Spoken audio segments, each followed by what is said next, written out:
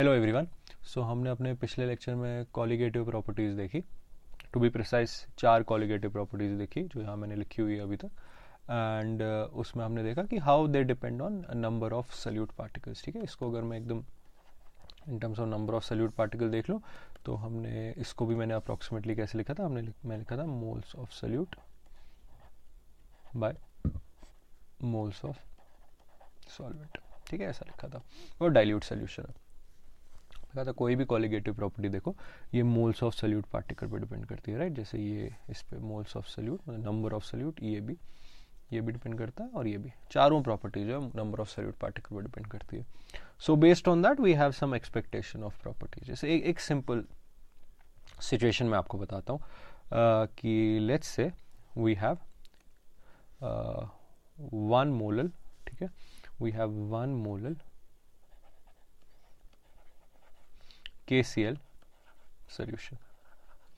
ठीक है, again I से solution I mean aqueous solution. और हमको दे रखा है कि KB फॉर वाटर जो है वो 0.52 डिग्री सेल्सियस पर मोलर है। ठीक है, तो ये हमको दे रखा है। So if this is given to us तो बेस्ड ऑन जितना हमारा अंडरस्टैंडिंग है आई कैन से ठीक है इसका जो बॉइलिंग पॉइंट एलिवेशन है वो तो हो जाएगा KB 0.52 times 1, so that is 0.52 degree Celsius. तो I can say based on this I can say ठीक है इसका जो बॉइलिंग पॉइंट है, boiling point of water is 100 degree Celsius but there is an elevation of this, so boiling point is 100.52 degree Celsius. So this is a straightforward calculation that I do. But if I do this experimentally, ठीक है, if I do this experimentally like actually, ठीक है, अगर हमने real world में देखा I actually have 1 molar KCl solution and I try to boil it, I see that the boiling point is 101.04 degree Celsius. ठीक है, so there is a difference, right. मैंने calculate किया 0.52 एलिवेशन था और मैं देखा एक्चुअल में जब देखें तो इतना है। मतलब अगर प्रॉपर्टी के टर्म्स में देखें तो एक्चुअल में क्या हो रहा है कि डेल्टा TB जो है that is 1.04 degree Celsius।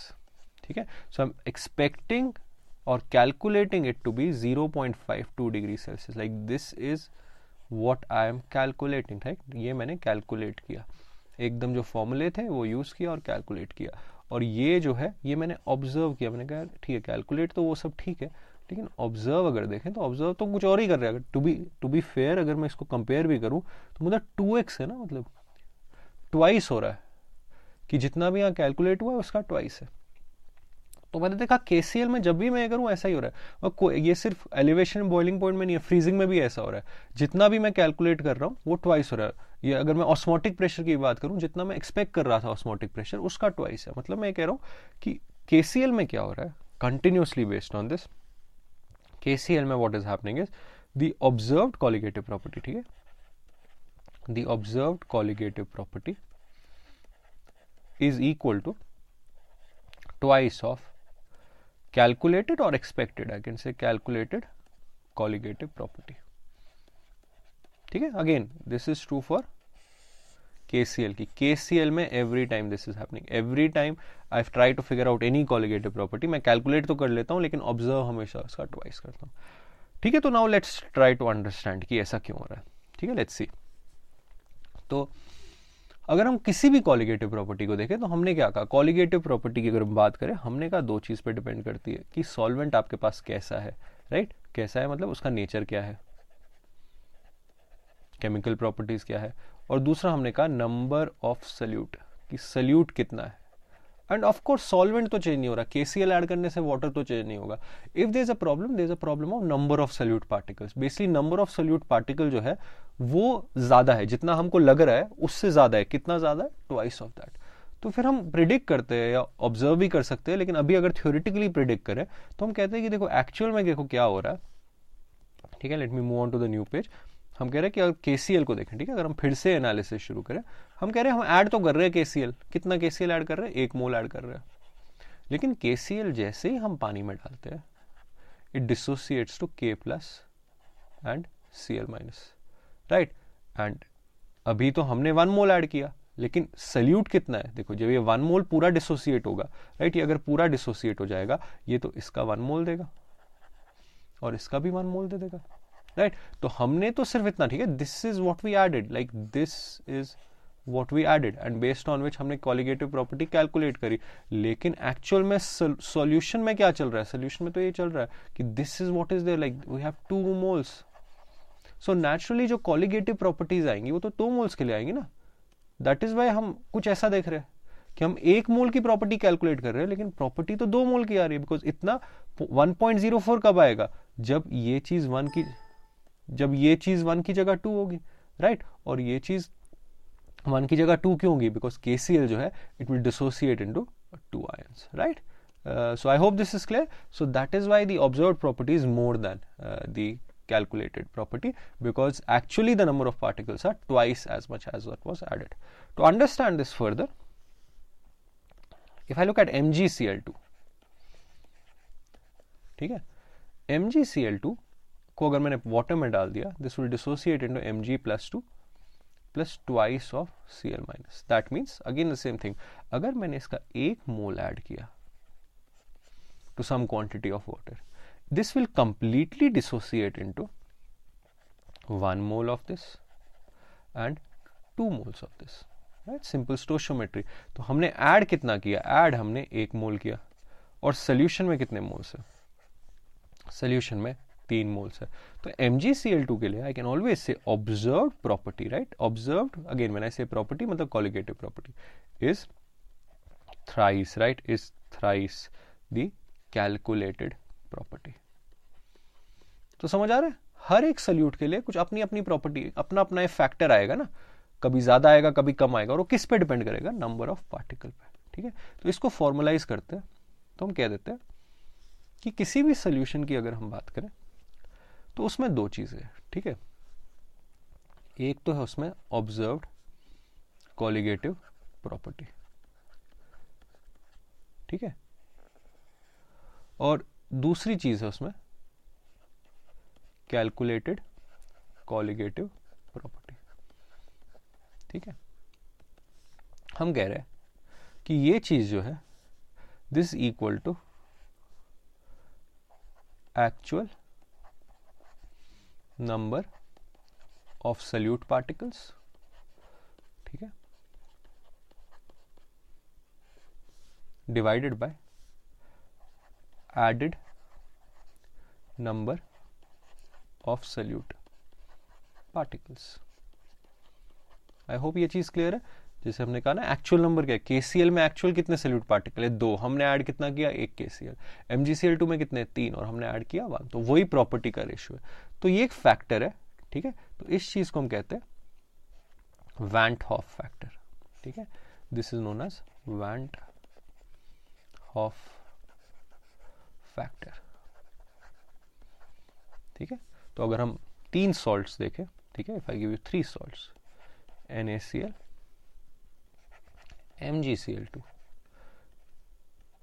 And AlCl3, तो इस तीनों में हम देख सकते हैं this will dissociate into 2 ions, 1 ion will give 2 ion, this will dissociate into 3 ions, right, 1 ion will give 3 ions, और इसको अगर मैं देखूं this will give 4 ions, right, अगर पूरा डिसोसिएशन अज्यूम करें ऐसे, राइट। तो अगर ये वैंट हॉफ फैक्टर की बात करें ये यूज करके, so this will be 2/1, this will be 3/1, this will be 4/1. इन तीनों के केस में observed colligative property will be 2, 3 and 4 times the actual number of the calculated colligative property. अगर मैं एक और एग्जांपल दूं आपको, यूरिया इज NH2CONH2, ना तो डिसोसिएट होता है ना तो एसोसिएट होता है, वो ऐसे ही रहेगा। तो इसमें एक्चुअल पार्टिकल भी उतने, एडेड भी उतने, तो 1/1। तो हम देखा वैंट हॉफ फैक्टर जो है 1 भी हो सकता है, 1 से ज्यादा भी हो सकता है। So I hope this is clear. So इसमें एक और केस देखते हैं वैंट हॉफ फैक्टर का। जैसे मान लेते हैं एक सॉल्ट है, ठीक है, जैसे मैं कह देता हूँ कि मेरे पास सॉल्ट है aluminium sulphate Al2SO4 whole thrice. तो ये कैसे डिसोसिएट करेगा, डिसोसिएशन रिएक्शन तो लिख सकते हैं 2 of Al + 3 + thrice of SO4 2-। और मैंने आपसे कह दिया इसका जो डिसोसिएशन है वो 30% है, मतलब इसका जो डिग्री ऑफ डिसोसिएशन है वो कितना है 0.3, पर जितना भी है उसका एग्जैक्टली 30% डिसोसिएट होगा। तो हम हमेशा अज्यूम करेंगे कि मान लेते हैं इसका 1 मोल था, तो हम कह रहे हैं 1 अगर आपने ऐड किया तो 1 में से कितना गया 0.3। अगर 0.3 यहाँ गया तो ट्वाइस है ना, तो ये कितना होगा 2 इंटू 0.3, और ये कितना है 3 इंटू 0.3, ठीक है। तो पूरा डिसोसिएट नहीं हुआ। तो अगर सोल्यूशन की बात करें तो हमने शुरू में 1 मोल ऐड किया किसका, इसका, लेकिन सोल्यूशन में क्या होगा, सोल्यूशन में इसके 0.7 मोल्स होंगे, इसके 0.6 मोल्स होंगे, और इसके कितने होंगे 0.9 मोल्स होंगे। So I can say total number of particles in the solution is 0.7 plus 0.6 which is 1.3 plus 0.9 which is 2.2, और आपने ऐड कितना किया था 1, so इसका वैन टॉप फैक्टर क्या हो जाएगा 2.2, because observed number of particles is 2.2 and the added number of particle is 1। इसमें ऐसा क्वेश्चन भी आ सकता है कि एल्यूमिनियम सल्फेट, अगर हम वैन टॉप फैक्टर की बात करें, van't Hoff factor of aluminium sulphate is 4.2, what is its degree of dissociation, right? degree of dissociation क्या है? तो आप लोगों को ट्राई करिए, you can pause the video here and try it, I'll solve it here using this concept। आप यहाँ pause कर सकते हैं if you want to see, because I'm about to erase this। तो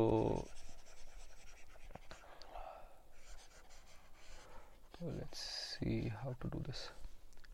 तो अभी हम क्या कह रहे हैं कि इसका डिग्री ऑफ डिसोसिएशन अल्फा है, तो 1 minus alpha will give 2 alpha and 3 alpha.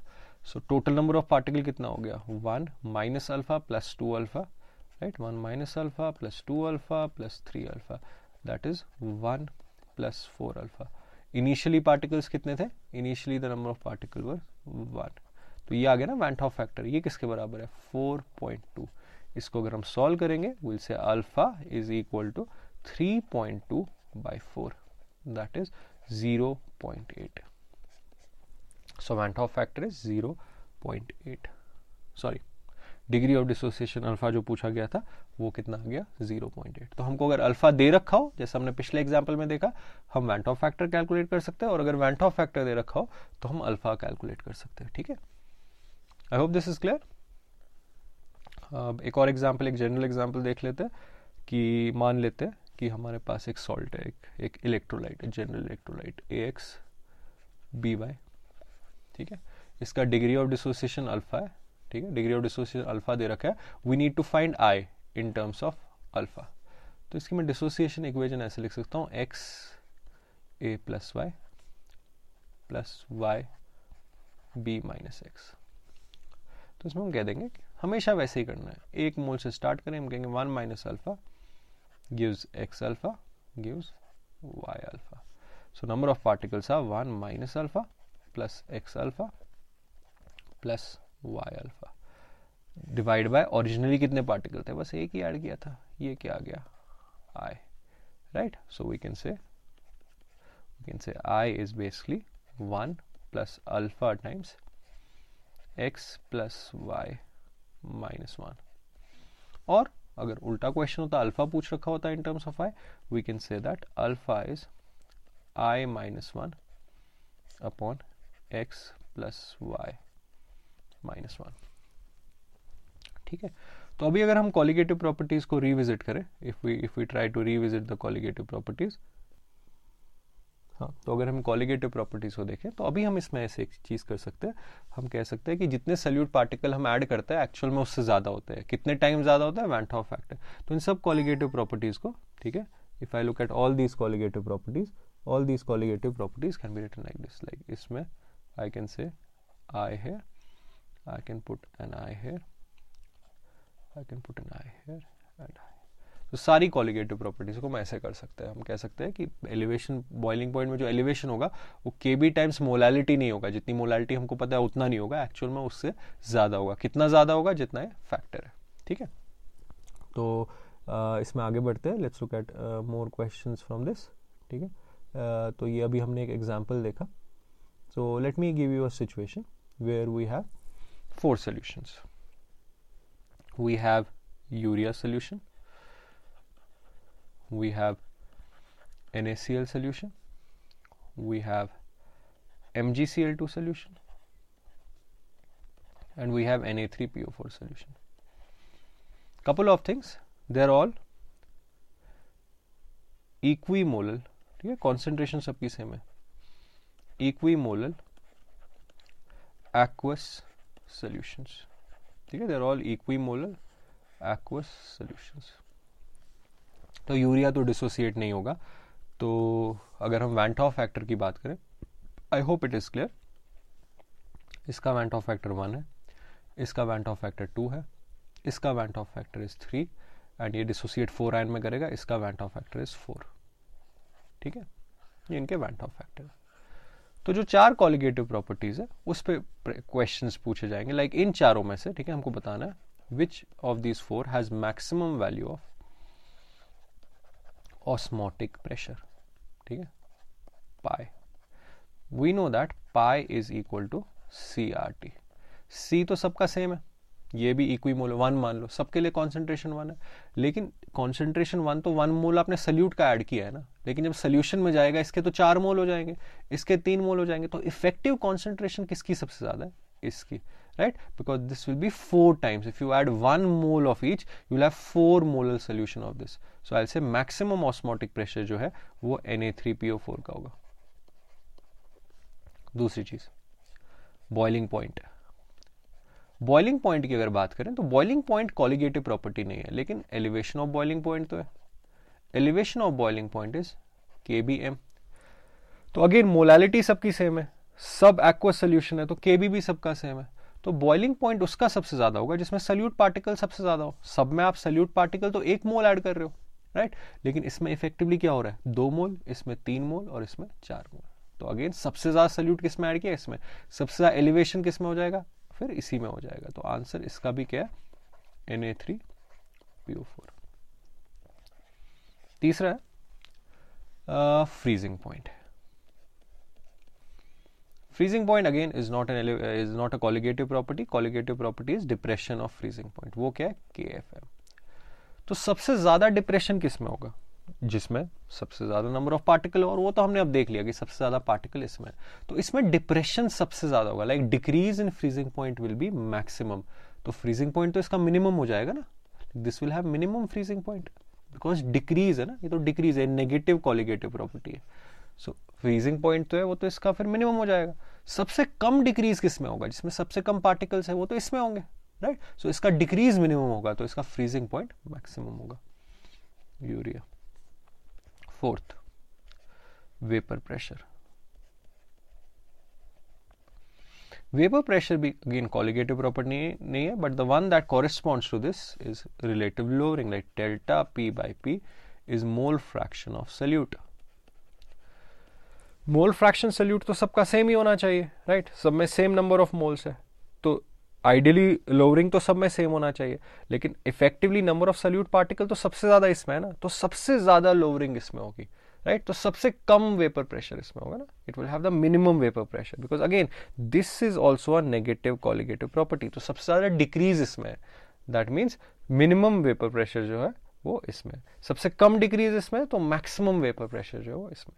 Urea, उसको आप ऐसे भी देख सकते थे, मैक्सिमम वेपर प्रेशर उसी का होगा जिसका बॉइलिंग पॉइंट मिनिमम होगा, राइट, बिकॉज इनवर्सली रिलेटेड होता है, और इसका अगर बॉइलिंग पॉइंट मैक्सिमम है तो मतलब इसका वेपर प्रेशर मिनिमम है।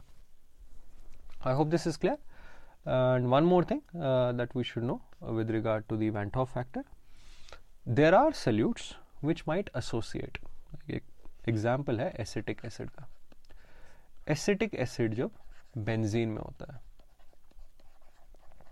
Acetic acid in benzene, so acetic acid को जब हम बेंजीन में पुट करते हैं तो it associate, it forms a dimer, ठीक है। Dimer means association of 2 molecules की, कुछ ऐसा हो जाता है, CH3COOH,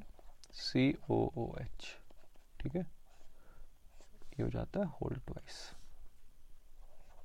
तो इसको बैलेंस करने के आई राइट 1/2 हियर, कुछ ऐसा हो जाता है। तो इसमें भी अगर मैं देखूं, अगर मैंने शुरू में एक पार्टिकल ऐड किया, हम कहेंगे 1 में से x जो है वो एसोसिएट कर गया टू गिव x/2। तो पहली बात, दिस x इज, ठीक है, x की अगर बात करें, this is known as degree of association. तो अभी अगर मैं टोटल नंबर ऑफ पार्टिकल्स देखूं, that is 1 - x + x/2, that is 1 - x/2। Initially कितने पार्टिकल ऐड हुए थे, इनिशियली तो बस एक ही पार्टिकल ऐड हुआ था, so that is 1. So this becomes the van't Hoff factor. So as we can see van't Hoff factor जो है it can be less than 1 as well whenever there is association. तो it could be a dimer, trimer, जो भी, ये example dimer का है. Trimer के लिए यहाँ 3 लगा देंगे और 1/3 कर देंगे. I hope this is clear. Now once again just for the sake of completeness, अगर हम अपनी टेक्स्ट बुक्स में देखें there is this concept given. ठीक है, वो नया कॉन्सेप्ट नहीं है बट ऐसे एक चीज़ मेंशन कर रखी है, एबनॉर्मल मॉलिक्यूलर और मोलर मास. ठीक है, जो वैन टॉप फैक्टर है वो ऐसे एक्सप्लेन किया गया. उसको देखने के लिए एक सिंपल कॉन्सेप्ट देखते हैं, NaCl की बात करते हैं. NaCl dissociates to give Na+ and Cl-. अगर हम लेफ्ट साइड में देखें, यहाँ मास कितना है, 58.5 ग्राम है ना. इसका मोलर मास इज 58.5 ग्राम, इसका 1 मोल है हमारे पास, राइट. तो आई विल से मोलर मास कितना है, m0, कोई बड़ी बात नहीं है, that is 58.5, something we already know. यहां अगर मैं देखूं ये पूरा डिसोसिएट हो गया ना, to give 1 mole of this and 1 mole of this, तो कितने मोल्स है हमारे पास राइट साइड में सोल्यूशन में, 2. मास तो उतना ही है बिकॉज ये 23 और ये 35, टोटल मास तो वही है 58.5, राइट. तो मास कितना है, 58.5. तो अभी अगर मैं मोलर मास देखूं, if I look at the molar mass, I can say molar mass is 58.5 by 2. ठीक है, तो इस चीज को मैं कह दूंगा, ये एवरेज मोलर मास है, इस चीज को मैं कह दूंगा this is abnormal molar mass. ठीक है, this is abnormal molar mass, it is half of the actual molar mass. So I can से abnormal, in this case abnormal molar mass. ठीक है, molar mass is basically actual molar mass divided by, in this case 2. why is there 2? because 2 ions आ गए. तो I'm sure you understand by now ये 2 इसलिए आया है because इसका Van 't Hoff factor 2 है. इसका Van 't Hoff factor जो है that is 2. so abnormal molar mass is actual molar mass by Van 't Hoff factor. So this is how we calculate abnormal molar mass. जितना भी actual molar mass है उसको हम Van 't Hoff factor से divide कर देंगे. तो we'll keep तो इस lecture में we'll stop here, and so these are all the concepts of solutions that we should know, and most of the questions on colligative properties will be those that involve Van 't Hoff factor. ठीक है, so until next lecture, goodbye.